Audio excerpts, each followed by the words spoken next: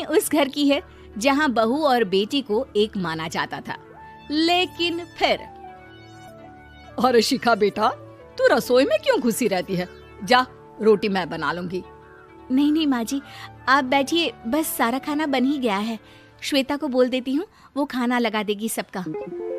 Sorry भाभी, मेरे पास वक्त नहीं है। माँ, मुझे पैसे देना, पार्लर जाना है। हाँ हाँ चली जाना, भाभी को भी ले जाना। वो भी जाने को बोल रही थी पार्लर, पर पहले ना मदद कर दे उसके खाना लगाने में। देख माँ, वो बहू है, उसे बहू रहने देना, इतना सर पर मत चढ़ा भाभी को। श्वेता, ज्यादा मत बोला कर। बहू और बेटी में कोई फर्क नहीं होता है। जा जाकर काम कर। ननद को माँ का भाभी से इस तरह प्यार करना बिल्कुल अच्छा नहीं लगता। वो बार बार किसी न किसी तरह माँ को भाभी के खिलाफ भड़काती रहती, लेकिन कोई फायदा ना होता। एक रोज, अरे बेटे किशन, जा बहू को कहीं घुमा कर ला। सारा दिन घर में काम करती रहती है। हाँ हाँ माँ, हम लोग जा रहे हैं ना गोवा। अच्छा जी, भाभी ने तो हमें बताया भी नहीं। वैसे तो सारी पंचायत करती है, ये गोवा वाली बात क्यों छुपा गई हमसे? अरे क्योंकि उसे खुद नहीं पता था बहन। मुझे टिकट सस्ती मिल रही थी तो मैंने बुक कर दिया। हाँ शिखा, पैकिंग कर ले, संडे हम जा रहे हैं गोवा। दोपहर में शिखा पैकिंग कर रही थी कि सास आ जाती है। ये क्या बहू, साड़ियाँ? अरे गोवा जा रही है घूमने या फिर शादी में मायके हैं? माँ जी, ऐसा कुछ है ही नहीं, समझ में नहीं आ रहा क्या रखूं कपड़े में। अरे तेरी और श्वेता की साइज तो एक ही है। उसके कुछ मॉडर्न कपड़े ले ले, आकर लौटा देना। हाँ माँ जी, ये ठीक रहेगा।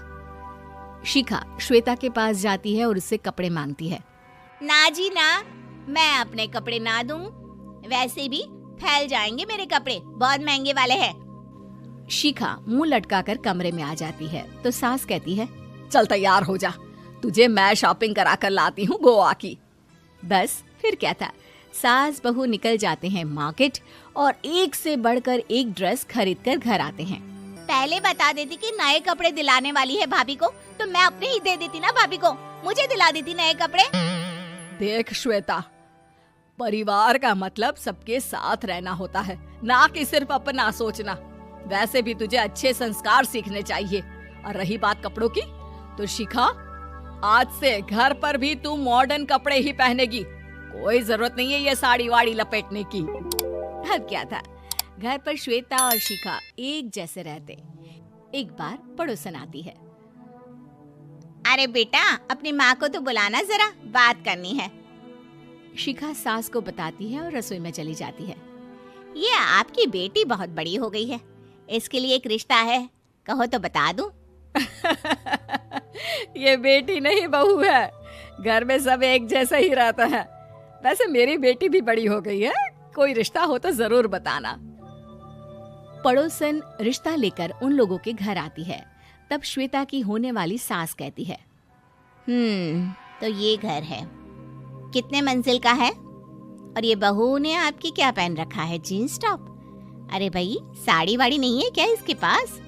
देखिए, सर्दी है तो साड़ी में बहू कैसे मैनेज करती, वैसे पहनती है साड़ी भी।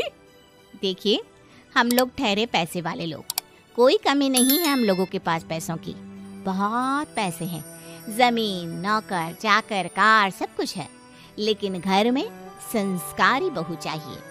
समझ रही हैं ना आप? सास कुछ कहती कि श्वेता बोल पड़ती है, हाय रे, नौकर चाकर से लेकर जमीन, कार, पैसा, हाँ हाँ, मुझे रिश्ता मंजूर है, मंजूर है मुझे। अरे रुक जा श्वेता, मैं बात कर रही हूँ ना। देखिए, हम लोगों के घर इतनी आजादी नहीं मिलेगी। अरे हाँ कर देना माँ, हाँ कर दे जल्दी से। सास क्या करती, बेटी की शादी ऐसे घर में कर देती है जहाँ ना उनके विचार मिलते हैं और ना ही आचार। शादी के बाद एक रोज फोन पर, श्वेता बेटा, एक बार घर आ जा, बहुत दिल करता है तुझे देखने का। माँ, वो घर पर बहुत काम होता है, कैसे आऊँ? बड़ा घर है, लेकिन आने जाने वालों की लाइन ही लगी रहती है। बेटा, मैं तो जानती थी उस घर का हाल, लेकिन तू ही नहीं मान रही थी। माँ देख, हर घर का यही हाल है। तेरी बेटी को यहाँ घूंघट हटाने की परमिशन नहीं है और एक तरफ भाभी स्कर्ट पहनकर घूम रही है। बेटा, मुझे क्या पता था कि मेरी बेटी को ससुराल के नाम पर पिंजरा मिल जाएगा। अच्छा माँ, फोन रखती हूँ, सास को गर्मा गर्म रोटी खिलानी है। तुम लोगों की तरह नहीं कि एक रोटी बनाओ, एक सब्जी बनाओ, फिर सारा दिन फ्री होकर घूमो। सास फोन तो रख देती है, लेकिन सोच में पड़ जाती है कि एक तरफ बेटी जिसे कोई आजादी नहीं, वहीं दूसरी तरफ बहू जिसे देखकर लगता ही नहीं कि उसकी शादी भी हुई है। अगले रोज। शिखा, अरे ओ शिखा। हाँ माँ, क्या हुआ? कुछ चाहिए आपको? मैं जिम जा रही थी। जिम के कपड़ों में बहू को देखकर सास को घूंघट में अपनी बेटी का ख्याल आता है। देख बहू, घर में बहू की तरह रहा कर। इतने टाइट कपड़े पहनकर जिम जाना पसंद नहीं मुझे। जा जाकर रोटी बना। रोटी? माँ, अभी तो शाम की 6 बजे हैं, इस वक्त रोटी? अब क्या मेरे खाने पीने पर भी पहरा है? अरे जब मर्जी तब मैं अपने घर में खा भी नहीं सकती क्या? बहू को अजीब लगता है। वो समझ नहीं पाती कि जो सास कल तक इतनी सपोर्टिव थी, उन्हें अचानक से क्या हो गया। वो किचन में जाती है, गरम रोटी के साथ 2 तरह की सब्जी, रायता, सलाद सब लेकर सास के पास आती है। माँ जी, खाना। इतना सारा खाना? राक्षस समझा है क्या मुझे? रोटी मांगी थी मैंने गर्मा गर्म बस। पर माँ जी, रोटी खाती किससे आप? सब्जी तो बनानी थी ना। अरे भूख मर गई मेरी तेरी बहस से। जा जाकर काम कर, अंदर पूरी रसोई साफ कर। बहू अंदर चली जाती है। थोड़ी देर में श्वेता घर आती है। अरे शिखा, जल्दी से चाय ला, पकवान बना, मेरी बेटी आई है। अरे नहीं नहीं माँ, ड्राइवर बाहर खड़ा है। मैं तो घर का कोई सामान खरीदने के बहाने यहाँ आ गई हूँ, मुझे जाना होगा। अरे बेटा, पर कितने दिनों बाद देख रही हूँ तुझे। रहने आ जाना 2-4 दिन के लिए।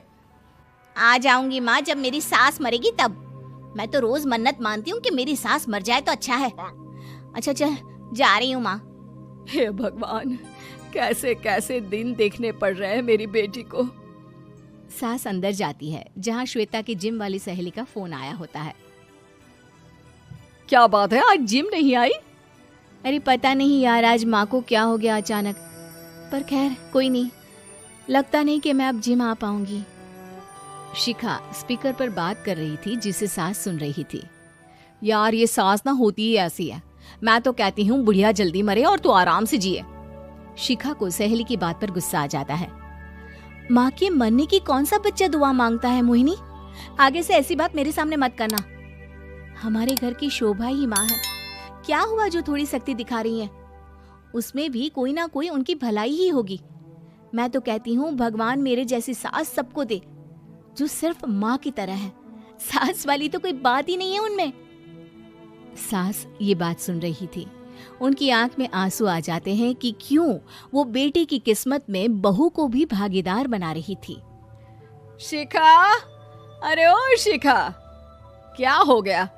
जिम नहीं जाना क्या?